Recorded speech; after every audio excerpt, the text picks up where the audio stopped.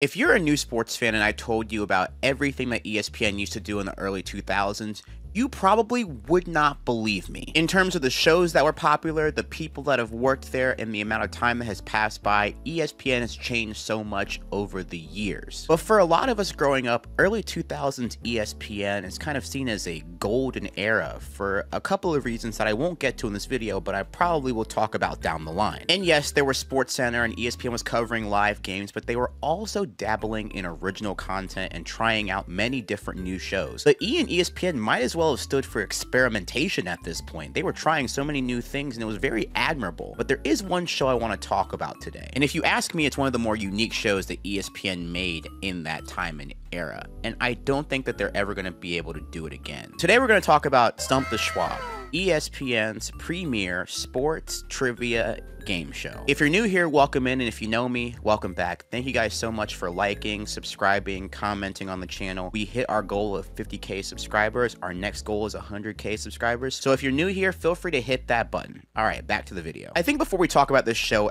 at length, there are a couple questions that we have to answer. Who is this Schwab guy, and why did he become the ESPN Sports Trivia final boss? Now, Howie Schwab was ESPN's first ever statistician. First ever. I want you to sit with that for a few seconds. Now, Schwab had been working at ESPN for 17 years before he got called up to TV. He had been helping the likes of Chris Berman, Dick Vitale, and many other ESPN talents for a long time. But you know that this guy knows ball. Now, if you're the head researcher at ESPN, you're bound to know your stuff. And he knew his stuff so much that they made a game show out of it, and it lasted for 4 seasons. Now, Stump the Schwab was hosted by Stuart Scott. We'll get into that later, but first we're going to talk about the game show format and maybe some inspirations as well. Now, Stump the Schwab reminds me of Who Wants to Be a Millionaire mixed with Jeopardy, mixed with The Weakest Link, actually, too. As you see that there were a lot of trivia shows, but there weren't many sports trivia shows, if any at all. Now, there are certain times on Jeopardy where they'll have a category related to sports, but that's few and far between,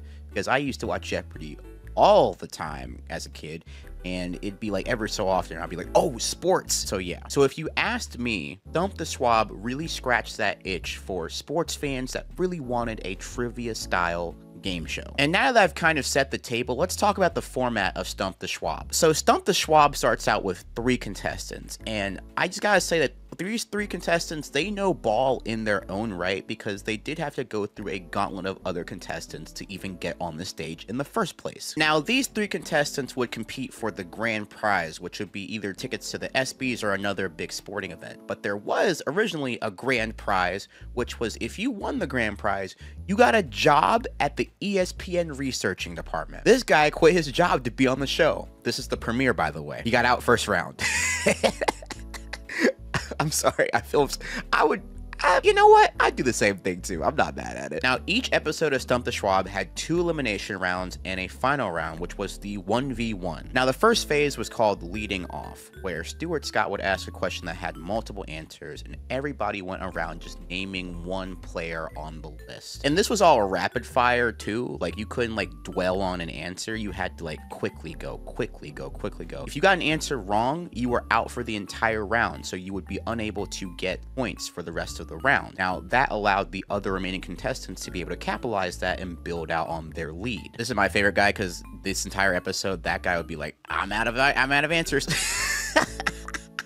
I love that. Now, if it was just Schwab left in this episode, if it was just Schwab left, he wouldn't like clean up and get the extra points. He would just get 1 extra point, and then the round stops. The round would stop if all 4 of them got out or if they cleared the board. I think my favorite part about these questions and all the questions in Stump the Schwab is that they're not softballs. These are very hard questions. Like, I was watching earlier and being like, oh, buddy, I'm almost gonna get stuck. And it was a variety of sports too. It wasn't just basketball, football, but you're gonna get a tennis question, buddy. You're gonna have to be knowledgeable about many other sports too. Like, going from tennis to having to name the last 16 New York Yankees managers, kinda nuts. I just want to say, I love this because, like, I'm gonna learn stuff. Now, the main difference between round 1 and round 2 is that in round 1, the scores are kept pretty close usually. In round 2, if you don't know your stuff, you're gonna be there and getting blown out. You had to be really well-rounded as a contestant to get to the final round, because if there was a sport that you did not know, it would show. It would show. And it's not pretty. It's a hard watch sometimes. Not like hard watch overall, but you just start to feel bad for the guy. Now, you could easily go on Stump the Schwab past round 1 and then get to round 2 and get 30 ball. Just get 30, absolutely 30 ball, dude. And whoever was able to advance after 2 rounds was able to meet Schwab in the Schwab Showdown. Now, in the Schwab Showdown, the 1v1, you have 4 categories that you can pick from. You pick your opponent's category, and then they answer a question. They get 1 pass throughout all of these rounds, and 3 strikes, 3 wrong answers, you're out. Now, if no one gets 3 strikes after all the questions are asked, the most points wins. Now, round 1 and round 3 is where Schwab shows off his prowess the most. And honestly, the questions just get harder and harder over time, and it's really impressive to see Schwab just answer all of these, not flawlessly. He gets some questions wrong. He's not perfect by any means, but it's cool to see him like process and be like, oh yeah. And the thing about these questions is that a lot of stuff was fair game. Questions about the 60s, questions about college basketball, questions about basically any sport, and it was cool to see Schwab handle them pretty much flawlessly. Now, me personally, I think it was really cool to see sports enthusiasts go up against someone that does this for their job. And now that we've talked about the show format, let's talk about why this show worked so much and why I really like it. Now, I want to start off with a little story. Growing up in high school, I thought that I knew a lot about sports. I was a person that people asked about sports. They knew that I worked with a football team in terms of the broadcast. They knew that I wanted a job in sports by any means necessary, and that's a lot of what I worked on in high school. I get to the University of Maryland for broadcast journalism with a focus in sports, and I meet a lot of other people, and I realize that a lot of other people know way more about certain things in sports than I do. Like, they're walking, talking almanacs, they're reciting basketball, baseball reference from memory, they're doing all of this stuff. And that's when I realized I'm not a Schwab. I'm a Stuart Scott. I'm not saying that by saying that I am Stuart Scott. I'm saying that I'm more of that than like a know-it-all sports person. I'm more of a talker. But that's what's so important. I think the pairing of Schwab and Stuart Scott is perfect because they both need each other. When you look at the premiere of the show, when you look at the first season of the show, you see Schwab and you know that he doesn't have that much experience being on TV. So what do you do to combat that? You pair him with one of the most energetic people at the company in Stuart Scott. And I think that that's what goes perfectly with Stuart Scott. Stuart Scott is not here on this show trying to prove how much he knows either. Stuart Scott gives much necessary personality to the show that if it was some other host, I don't know if this show would be as successful, if that makes sense. And I think that this leads to a big lesson in sports media and sports TV. If you want to be in sports media and sports TV, just knowing about sports is not going to be enough. And I'm saying this because Schwab is the outlier. This is not a usual track to get to sports media or sports television. Working as a researcher for 17 years and knowing so much ball that they have to put it on the network,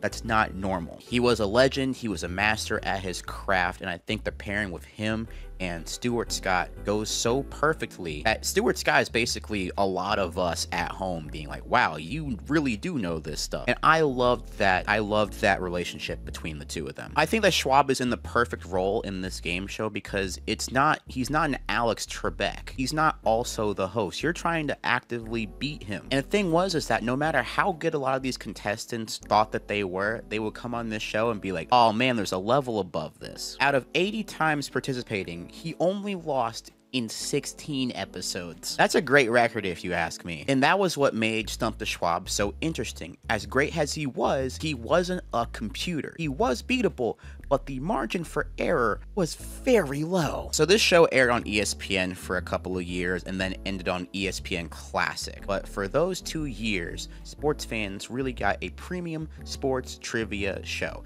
It's not the only one that ESPN came out with, and that we'll talk about that in videos to come, but it's a very special one, I think. It's a show that needed a unique enough final boss, a unique enough host, and a whole bunch of sports trivia questions that were really tough. I think it's just one of the perfect recipes for a sports trivia show that can't be replicated going forward. Thank you guys for watching to the end of the video. Feel free to like, comment, and subscribe. I also want to thank Elgato for sponsoring the channel. They've been my go-to for creating content at home and on the go. I want to shout out this Elgato key light, which is giving me some of the great face lighting that you see in front of me. And feel free to go to elgato.com and type in the code DZ-KOFIE for 5% off of your purchase. If you have any questions about capture cards, teleprompters, mounts, lights, feel free to hit me up. I'm not hard to find, but Elgato has a lot of your content creation needs. So if you're looking to get started, it's some of the best products. All right, I'll see you guys in the next video. Later, y'all. Bye.